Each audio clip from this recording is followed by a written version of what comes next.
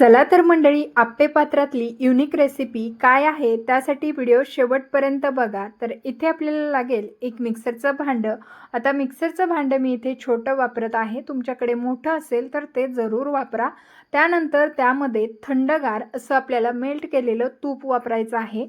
तुपामध्येच 5 ते 6 ice cube टाकून घ्यायचे आणि मिक्सरला हे जोपर्यंत आपलं तूप जे आहे ते पूर्णपणे अशा पद्धतीचं होत नाही तोपर्यंत फेटून घेतलं, म्हणजे फिरवून घेतलं तर पूर्णपणे आपल्या तुपाचा कलर जो आहे तो पांढरा शुभ्र झालेला आहे तोपर्यंत आपण मिक्सरला ते फिरवून घेतलं।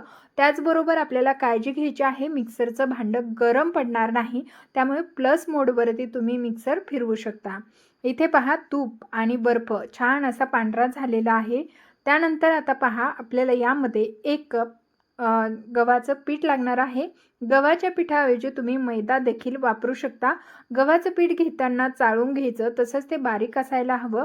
1 कप गव्हाच्या पिठासाठी अर्धा कप इतकं पूर्णपणे थंड दूध आपल्याला वापरायचं आहे। डायरेक्ट फ्रीजमधलं दूध वापरायचं आहे, वरती असलेलं दूध इथे वापरायचं नाही। त्यानंतर इथे 1 कप इतकंच पाणी आपण फ्रीजमधलं वापरलेलं आहे। त्यानंतर आता हे छान असं मिक्सरला फिरवून घेतलं। तर इथे मी प्लस मोडवरती फिरवलं, जेणेकरून याला अजिबात गरम होऊ द्यायचं नाही।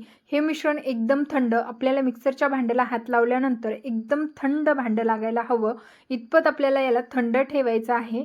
त्यानंतर आता इथे मिक्सिंग बाउल घेतला, हे संपूर्ण मिश्रण आपल्याला या मिक्सिंग बाउलमध्ये काढून घ्यायचं आहे।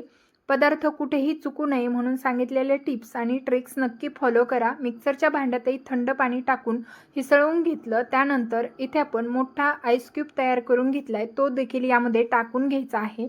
मिश्रण कुठेही गरम होऊ द्यायचं नाही, थंड जेवढं राहील तेवढं ते योग्य पद्धतीचं राहतं, म्हणजे पदार्थ परफेक्ट बनतो। त्यामुळे आपल्याला यामध्ये भरभरून बर्फ टाकायचा आहे। त्यानंतर थोडंसं लिंबू पिळायचं आहे, लिंबामुळे हा पदार्थ जाळीदार आणि कुरकुरीत तयार होतो, त्यामुळे लिंबू पिळायला अजिबात विसरू नका। थोडंसं लिंबू पिळून घेतलं, मिक्स करून घेऊया।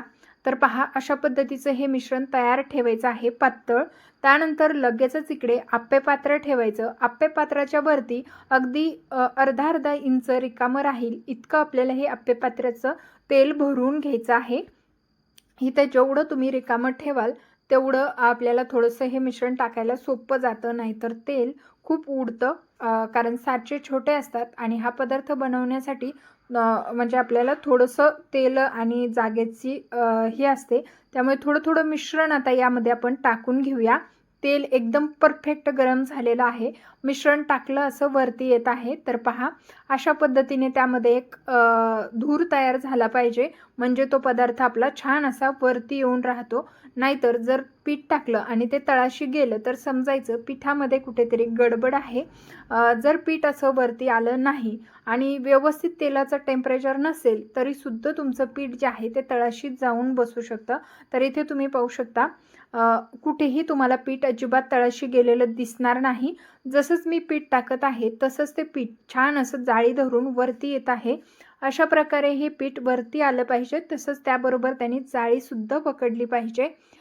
तर हे प्रमाण जर तुम्ही वापरलं ना तर खूप इझी आणि सहज तुम्ही हे घेवर बनवू शकता। तर आज आपण बनवतोय मस्त आप्पे पात्रात झटपट होणारे, म्हणजे काहीच म्हणजे जास्तीचं तामझाम नाही, जास्तीचे भांडे नाही, कुठलाच तुम्हाला जास्त वेळ द्यायचा नाही।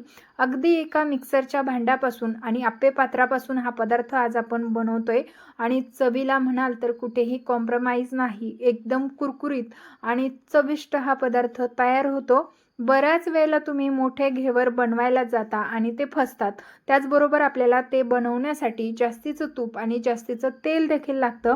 पण हाच पदार्थ जर तुम्ही आप्पे पात्रात बनवला तर कमीत कमी तेलामध्ये तयार होतो आणि अजिबात फसत नाही।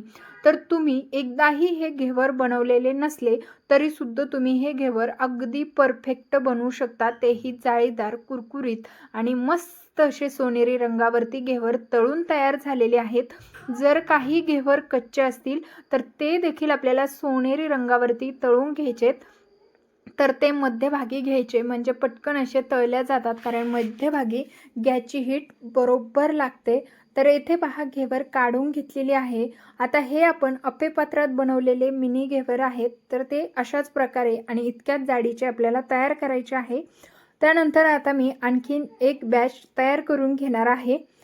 तर एक बॅच तयार करत असताना जे लागणारं जे मिश्रण आहे तेवढंच आपल्याला छोट्या वाटीमध्ये काढून घ्यायचं आहे। बाकीचं मिश्रण आपल्याला फ्रीजरमध्येच ठेवायचं आहे।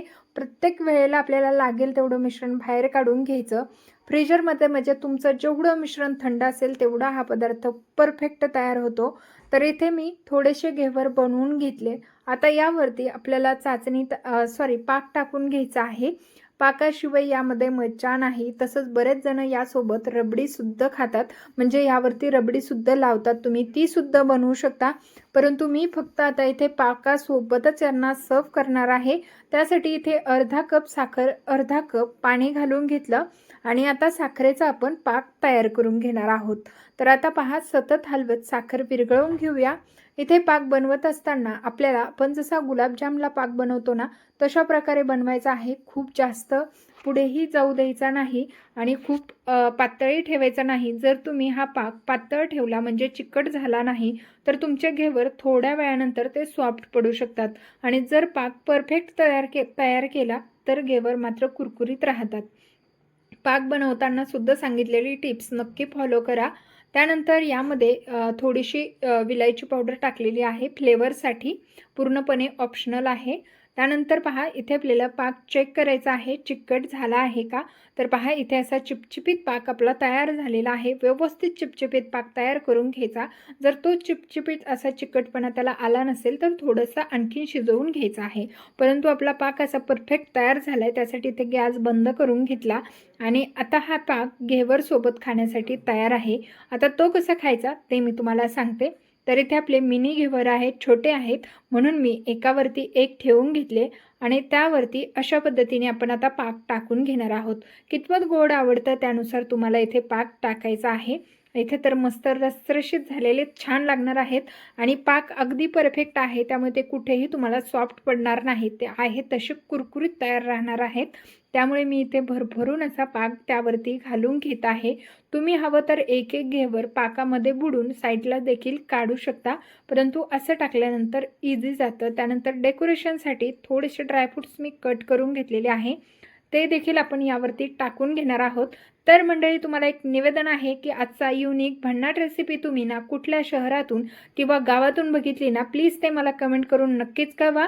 तशीच आजची ही मिनी घेवरची रेसिपी तुम्हाला आवडली का तेही मला कमेंट करून सांगा आणि तुम्ही हा पदार्थ कधी ट्राय केला आहे का तेही कळवा। केला असेल तर कशा पद्धतीने तुम्ही ही रेसिपी बनवता ते देखील माझ्यासोबत शेअर करू शकता। तर चला, मस्त असे घेवर बनवून तयार झालेत। डेकोरेशनसाठी थोडेसे पिस्त्याचे काप टाकून घेतले आणि सुरेख आणि सुंदर असे मस्त कुरकुरीत घेवर तयार झाले। रेसिपी कशी वाटली कमेंट करून कळवा। रेसिपी आवडली असल्यास मित्रपरिवारासोबत, नातेवाईकांसोबत जास्तीत जास्त शेअर करा आणि व्हिडिओला जाता जाता लाईक करा, चॅनलला सबस्क्राईब करा, बेल आयकॉन ऑन करा, म्हणजे पुढील येणाऱ्या रेसिपीचे नोटिफिकेशन तुम्हाला सर्वात पहिले मिळेल। चला, भेटूया अशाच नवीन आणि इंटरेस्टिंग रेसिपीसह। तोपर्यंत बनवा, खा आणि मला कळवायला विसरू नका। तर चला, सर्वांना धन्यवाद। बनवा, खा आणि कमेंट करून कळवा।